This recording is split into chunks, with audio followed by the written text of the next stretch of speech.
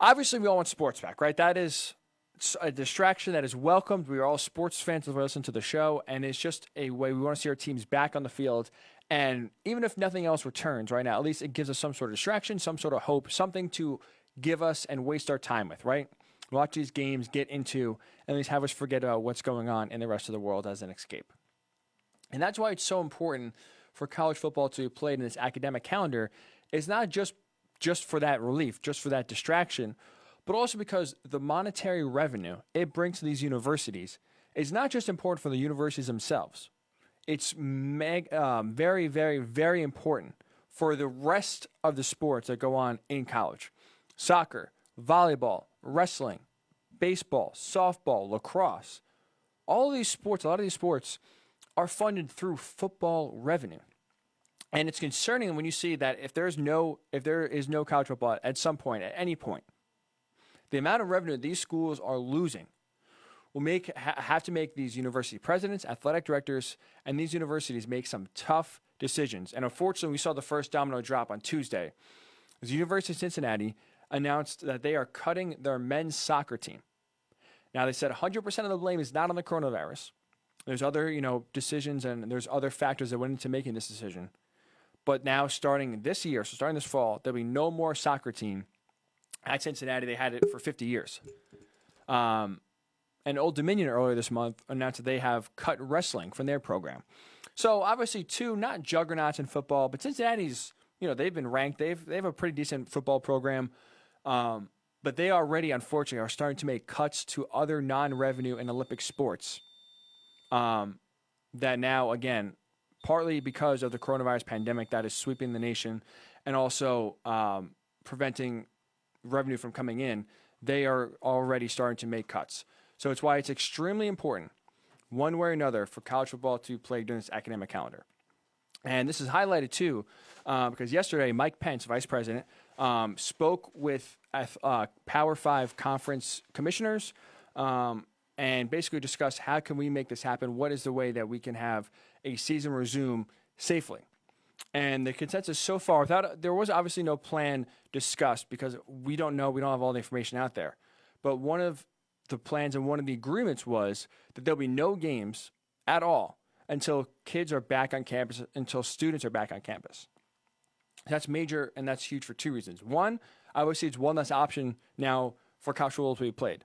One of the ideas that Brett McMurphy and the athletic directors came up with in his report was that if schools are online, maybe we could still have a way where we could bring the football program to campus, have them quarantined essentially, and still play games and play the season close to normal as possible, despite all of the kids on campus basically being online like they are right now. And so obviously that factor is eliminated.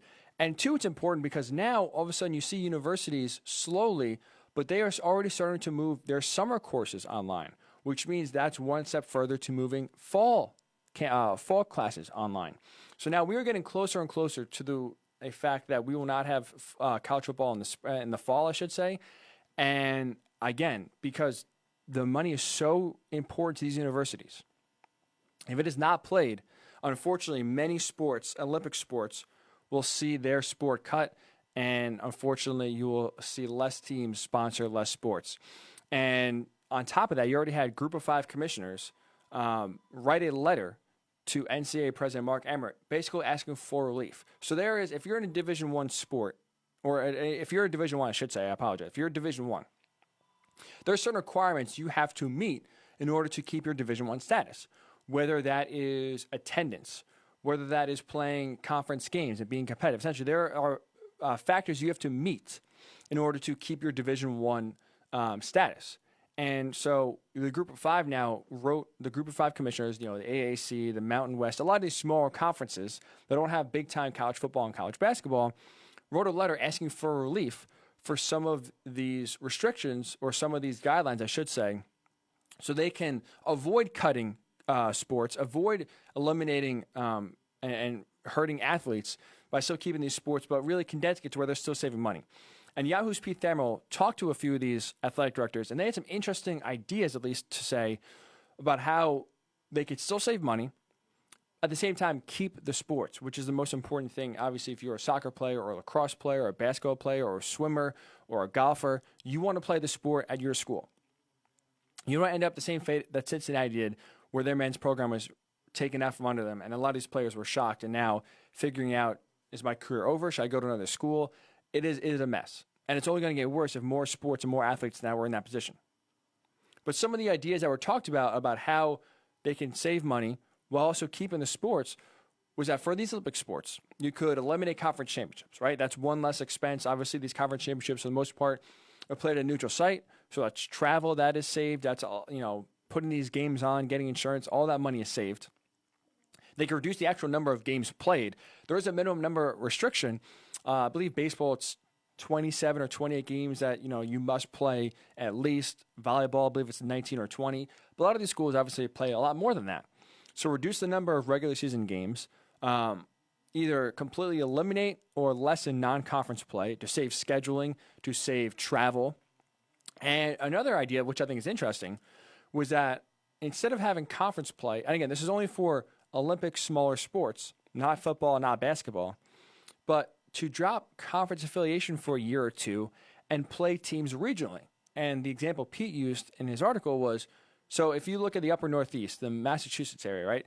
You have Boston College, you have UConn, you have Rhode Island, you have Holy Cross, all, clustered together, but they're not in the same conference. So BC obviously is in the ACC. So they play Miami, they play Louisville, they play Notre Dame. Well, those are far places you have to travel if you're at Boston College for a soccer game or a swim meet or a lacrosse game. They're saying you can drop conference play these regional schools. So you play regional teams that are close to you. So Boston College would play UConn in soccer. They would play UConn in softball, Rhode Island in girls lacrosse, and Holy Cross in wrestling. There are ways that you can, manipulate the schedule enough to where you're still saving money, you're still saving travel costs, but also you're still allowing these sports to be played, which hopefully the NCAA does permit. And I think especially with the time that we're in, they have really almost no choice if they actually truly care about the student athlete to allow these short-term options to help prevent getting sports cut. So hopefully, you hope and pray that, at least for the most part, Cincinnati and them cutting their men's soccer program is an outlier. And more importantly, that college football can be played at some point or another. Because if that's the thing, if college football is played, whether it's January to May, whether it's October to February or March, whether it's even August to December somehow, if it's just played during the academic calendar, and maybe even it's honestly better for these schools to play in the spring if fans are allowed somehow to be at the games, you could recoup most of the revenue that you were afraid you were going to lose if a season was not played.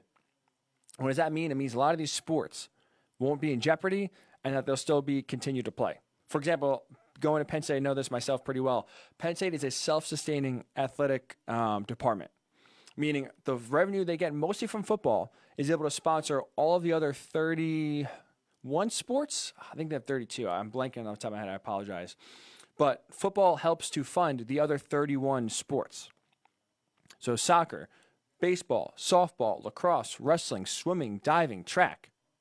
Penn State doesn't go to the state for that. Penn State uses the money and the revenue they get from football alone, those 7 games and that short season, to fund and make sure all these other sports are taken care of. So you hope and pray that college football, and why it's important that it is played at some point in the academic year, it doesn't have to be in the fall, just in the academic calendar from September of 2020 to May of 2021. Play these games somehow, somewhere, and most of these schools will be okay, and a lot of these sports will be saved. Because if not, I'm really afraid of the outlook and what will come about of college athletics if, unfortunately, things go for the worse. College football is not played at all. We have a year where all these sponsorships, all the ticket revenue, everything that is associated with football, money-wise, will not be coming in. And these universities, again, will be left with a massive bill, massive expense report, yet no revenue coming in to help fund that. Mark Malusis of WFAN here in New York, he tweeted out yesterday and reported on his show that he heard from a source that the Browns and Vikings are working on a deal that would send Odell Beckham Jr. from the Browns to the Vikings for a few draft picks. The draft picks that were thrown out there was a 2nd and a 5th round draft pick back to Cleveland. But, nothing's official. Nothing's confirmed. That they're still discussing the ins and outs of the trade. And this is interesting because from both the Vikings and the Browns' perspectives, this trade makes sense for neither team. Well, you look at the Vikings, what they did this offseason. So they already had a loud, distracting, if you want to call diva quality-like receiver in Stefon Diggs, right? Earlier this year, after a tough Packers loss in which the offense was stagnant, in which in a big game Kirk Cousins melted down in the spotlight, Stefon Diggs was very upset. Really, the entire team was upset. And he voiced his frustration about the offense, specifically about Kirk Cousins.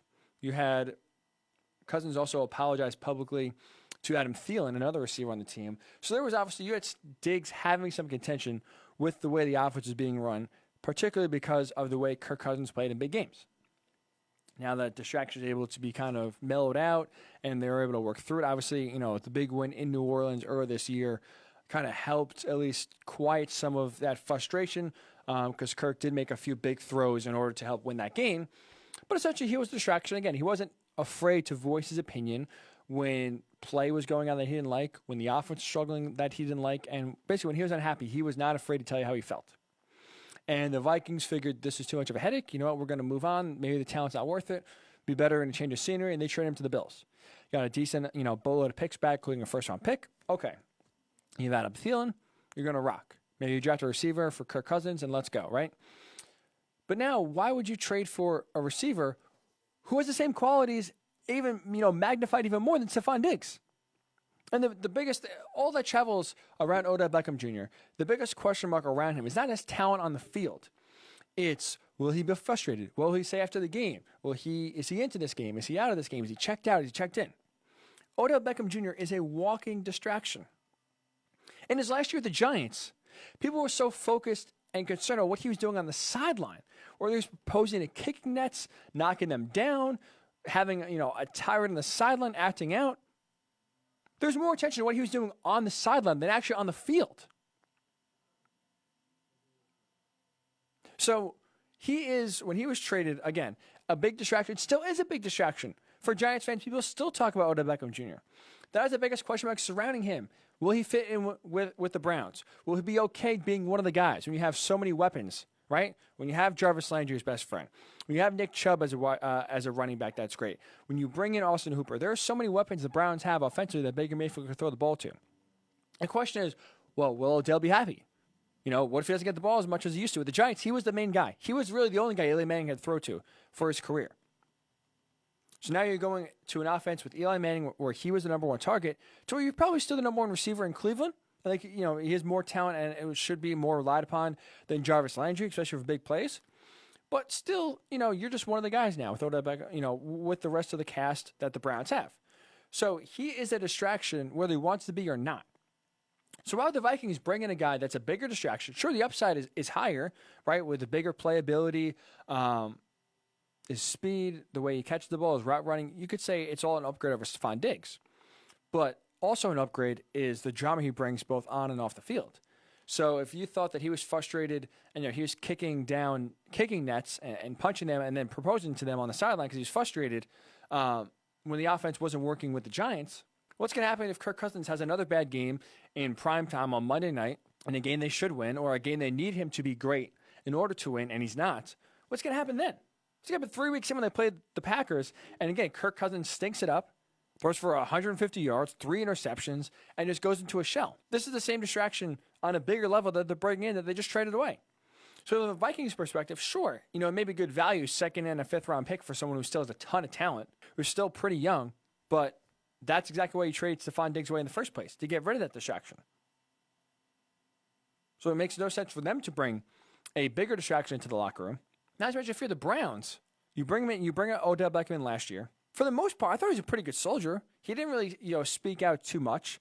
Obviously, there was a lot of frustration, not just from him, but from everyone on the Browns team about the way the offense was run and led under Freddie Kitchens. Well, what happened? The Browns realized that they got rid of Freddie Kitchens. They valued and they thought the talent on the field was being held back by the coach rather than vice versa, which is, listen, that's the right move. I think anyone who's even the slightest football fan could see that. But it is the Browns, so you never know sometimes. Their decision-making is never exactly great, never exactly sound.